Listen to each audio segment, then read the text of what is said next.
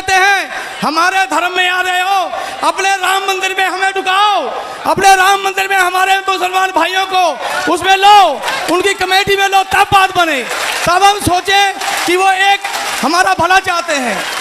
हमारे पटना साहिब जहाँ हमारे गुरु गोविंद सिंह जी का जन्म प्रकाश है, वहाँ देखिए क्या हो रहा है। उसकी जो कमेटी है आज अदालत में के अधीन है, अदालत में उसका केस चल रहा है। अरे आपको क्या जरूरत, आप क्यों ऐसा कर रहे हैं?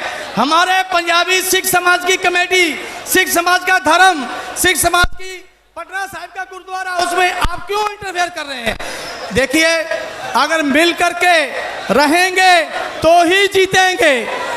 किसानी जब मोर्चा था तब क्या हुआ? किसानों ने कोई दंगे, कोई हिंसा नहीं की, उन्होंने शांतिपूर्वक बैठ करके अपना धरना दिया, अपनी हकों को मनवाया और जीते भी। ऐसे ही मैं आप सभी भाइयों को ये रिक्वेस्ट करूंगा कि अपनी जो बहनें हैं, घर की औरतें हैं, उनको भी रास्ते में आना होगा। जब हमारे सिद्दीकुल्ला जी हमारे सीनियर बोलेंगे उसी हिसाब से करेंगे। हमारे किसान जब भाई धरने पे बैठे थे तो हमारी सिख महिलाओं ने किसानी की, खेतों में हल चलाए। क्यों? क्योंकि उन्होंने हम सबको हिम्मत दी कि आप लड़ो वहाँ बैठ करके, घर परिवार बिजनेस खेती हम चलाएंगे। उसी तरह से सभी को मिल करके चलना है।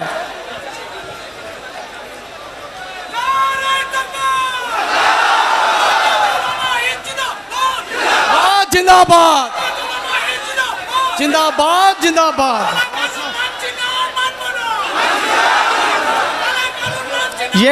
ये धरना जो है वो हमें ज़्यादा से ज़्यादा वक्त चलाना पड़ेगा, क्योंकि एक दिन से 10 दिन से 1 महीने में सरकार मानने वाली नहीं है।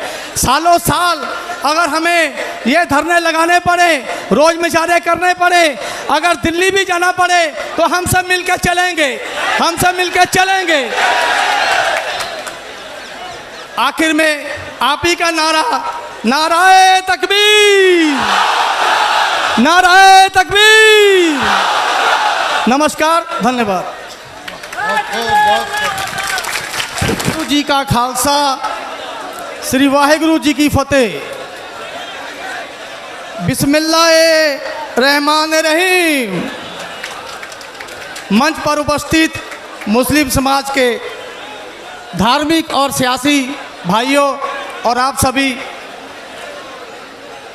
हम सब यहाँ आज इकट्ठा हुए हैं, तो सबसे पहले उसी पर बोले, वाक़िफ़ बिल वापस लो, वापस लो, वापस लो, वाक़िफ़ बिल वापस लो, वापस लो, वापस लो।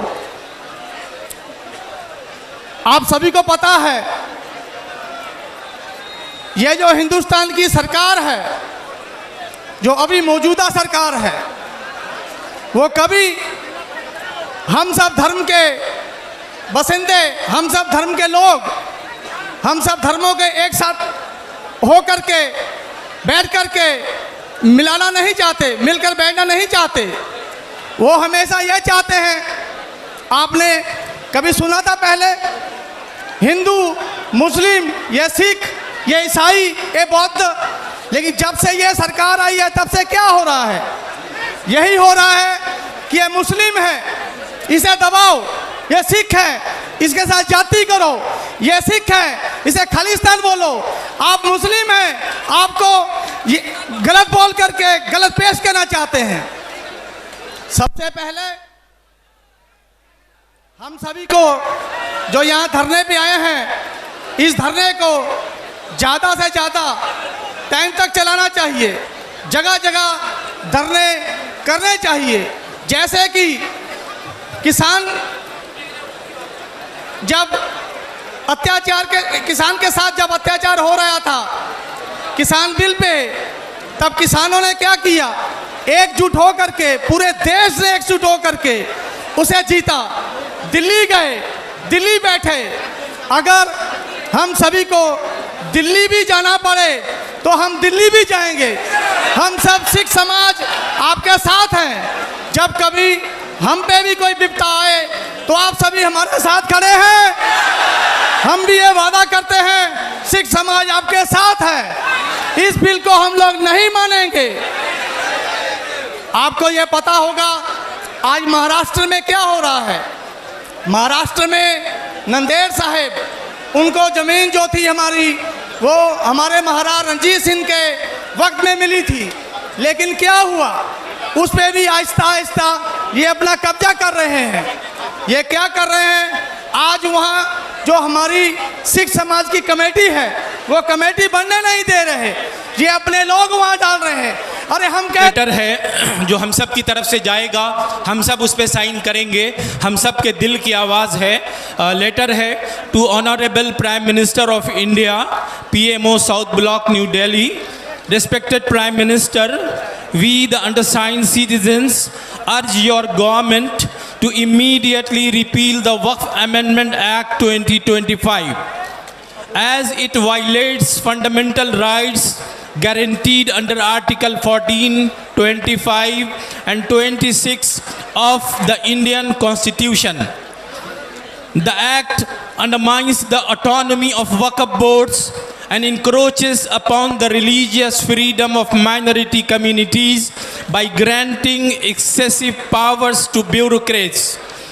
This could lead to mismanagement and alienation of Waqf properties, eroding progress made in Waqf legislation since independence.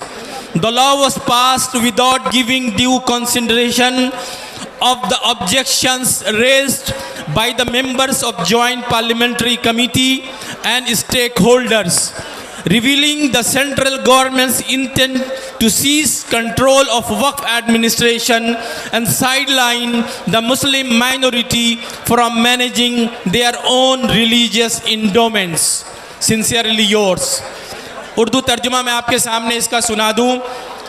मोहतरम वज़ीर आज़म, हम दस्तखत कुनंदगान, दस्तखत करने वाले आपकी हुकूमत से मुतालबा करते हैं कि 2025 का वक्फ तरमीमी कानून फौरी तौर पर मनसूख किया जाए, क्योंकि यह हिंदुस्तानी आइन के आर्टिकल 14, 25 और 26 के तहत दिए गए बुनियादी हुकूक की खिलाफ वर्जी करता है। ये कानून वक्फ बोर्ड की खुद मुख्तारी को कमज़ोर करता है और अक़लियती बिरादरियों की मजहबी आज़ादी पर हमला करता है, क्योंकि इसमें अफसरशाही को गैर मामूली इख्तियारात दे दिए गए हैं। इसके नतीजे में वक़्फ़ जायदादों का गलत इंतज़ाम, मिसमैनेजमेंट, उनकी अलहदगी और आज़ादी के बाद वक़्फ़ कानून साजी में होने वाली कोशिशों को नुकसान हो सकता है। ये कानून मुश्तरका पार्लिमानी कमेटी और दीगर मुतअल्लिका अफराद की जानिब से उठाए गए एतराज़ात पर गौर किए बगैर मंजूर किया गया है, जो इस बात को जाहिर करता है कि मरकज़ी हुकूमत का इरादा वक़्फ़ के इंतज़ाम पर कब्ज़ा जमाना और मुसलमानों को अपनी मजहबी इमलाक के नज़्म व नक्श से अलग करना है। हम आपकी ताईद चाहते हैं, आवाज़ से बताइए कि हम हुकूमत से मुतालबा करते हैं कि 2025 का वक्फ अमेंडमेंट बिल फ़ौरन मनसूख किया जाए। आप सब इसकी ताईद करते हैं? यह आप सब की आवाज़ है, यह हम सब की आवाज़ है, हर हिंदुस्तानी की आवाज़ है, हर कानून मानने वाले की आवाज़ है।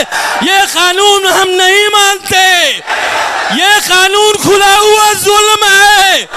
हम जुल्म के खिलाफ एहतिजाज कर रहे हैं। हम हिंदुस्तानी हैं, हिंदुस्तान के कानून का एहतराम करते हैं और बहुत अदब से मुतालबा करते हैं कि यह कानून फौरन मनसूख किया जाए। बुझा गया।